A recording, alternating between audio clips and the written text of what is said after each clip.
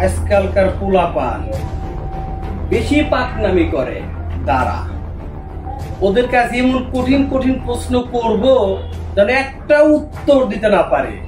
ওরা যে ছাত্র, একটার উত্তর দিতে পারবো না। আর যদি উত্তর না দিতে পারে একটারও পিঠের চামড়া রাখবো না। যাই পিঠের চামড়াটা তুলে আসি।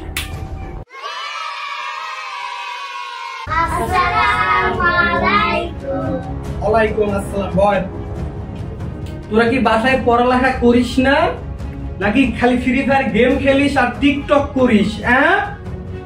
এতদিন তোদের যা শিখিয়েছি তা থেকে আজকে প্রশ্ন করব, যদি একজন উত্তর দিতে না পারিস তোদের একদিন তো আমার যে কয়েকদিন লাগে।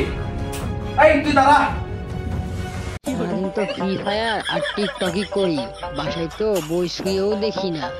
স্যার যদি একটা প্রশ্ন করে যদি না পারি তাহলে তো আমার স্যার খাইয়াই ফালাইব না। বাঁচার একটা উপায় বাই করতে হইব। স্যার কথা কই, দাঁত না কালা কি করবি ক। স্যার আপনি একটা প্রশ্ন করি, আপনি কি উত্তর দিতে পারবেন? আরে ও আর কি প্রশ্ন করব, ওর মাথায় তো কিচ্ছু নাই। দূরু, আমি তো স্যার, আমি তো সবই পারি। কি করবি ক। স্যার বড় একটা হাতি ফ্রিজে কিভাবে ঢুকাবেন? অসম্ভব, এত বড় হাতিয়ে তুই ফ্রিজে কিভাবে ঢুকাবি?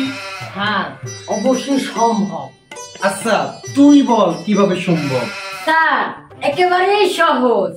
আস্তে করে ফ্রিজের দরজাটা খুলবেন, তারপর হাতিটাকে ধাক্কা দিয়ে ভিতরে ঢুকাবেন। আচ্ছা তেদর ছাত্র তো। স্যার আরেকটা প্রশ্ন করি। কর, কি প্রশ্ন করবি কর। স্যার এবার বলেন তো গাধাকে কিভাবে ঢুকাবেন? আরে এটা তো একদম সহজ।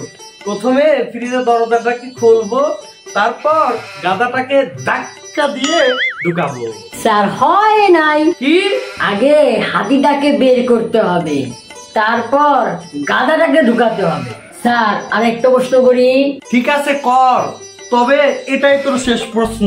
স্যার পরে রাজা সিংহের জন্মদিন, তো সিংহের জন্মদিনে বনের সব পশু পাখি দাঁত খেতে গেছে, কিন্তু একজন যায় নাই। বলেন তো কে? আমার তো মনে হয় বাঘ। কারণ এই দুজন কেউ কাউরে পছন্দ করে না। হয় নাই। বল কেন হয় নাই? ওইটা বাঘ হইব না, ওইটা গাধা হইব। কারণ গাধা তো ফ্রিজে।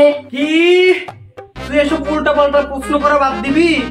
তোর কথা শুনে আমার মাথা গুলিয়ে যাচ্ছে। স্যার প্লিজ আর একটা প্রশ্ন করার সুযোগ দেন স্যার প্লিজ। না, তুই এমনিতে আমার মাথা গুলিয়ে ফেলেছিস, তোরে আর কোন প্রশ্ন করতে দেওয়া যাবে না। তুই বস। স্যার প্লিজ আর একটা প্রশ্ন করার সুযোগ দেন। আচ্ছা কর, এরপর আবার প্রশ্ন করতে চাইলে কিন্তু তোর পিঠের চামড়া আস্ত থাকবে না। আচ্ছা ঠিক আছে স্যার, বলেন তো একটি কুমির ভরা নদী আপনি কিভাবে পার হবেন? এটা কোনোভাবেই সম্ভব না। একটা কুমির ভর্তি নদী কিভাবে পার হব? কুমিরকে আবার আস্ত রাখবো? তয় তোর বাপে যদি একটা বড় নৌকা পাঠায় তাইলে আমি পার হইতে পারবো। স্যার নৌকা পাঠানো লাগবো না, আপনি সাঁতরাই পার হইতে পারবেন। কি?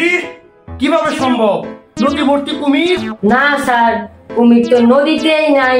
আপনি কি মনে নাই সিংহের জন্মদিন? সব কুমির তো সিংহের জন্মদিনেই গেছে, আপনি কুমির পাইবেন কই? তোদের আজ পড়াবই না, যা তোদের আজ ছুটি, তোদের ক্লাস এখানেই শেষ।